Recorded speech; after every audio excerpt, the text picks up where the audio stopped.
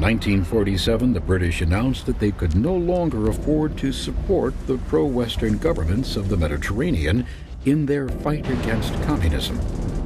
If the U.S. could not take up the burden, the whole region was in danger of falling under communist rule. The Truman administration responded decisively. On March 12, 1947, the president went before a joint session of Congress to request aid for the countries of Greece and Turkey.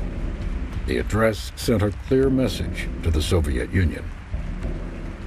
I believe that it must be the policy of the United States to support free peoples who are resisting attempted subjugation by armed minorities or by outside pressures. The free peoples of the world look to us for support in maintaining their freedom. If we falter in our leadership, we may endanger the peace of the world, and we shall surely endanger the welfare of this nation. The president's appeal was quickly dubbed the Truman Doctrine. It represented a dramatic change in U.S. foreign policy, but it merely laid the groundwork for what followed. A month later, Secretary of State George C. Marshall traveled to Europe. He witnessed firsthand the physical ruin, social disintegration, and economic collapse left by the war. Marshall warned that under these conditions, Europeans would turn to communism as an alternative to starvation and death. 2 months later, Marshall proposed a program of massive economic assistance, the Marshall Plan.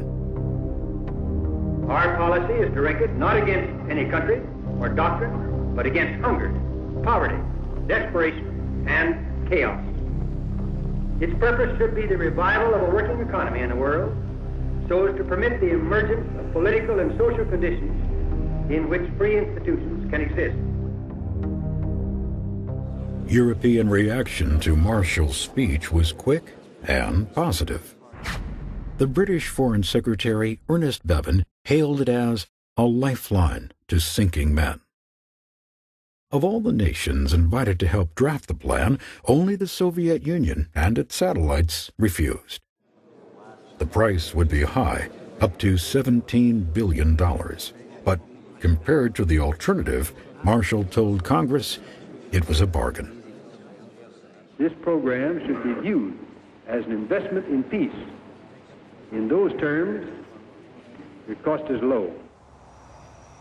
While Congress debated the enormous financial commitment, communist-inspired riots led to the overthrow of the democratically elected government in Czechoslovakia.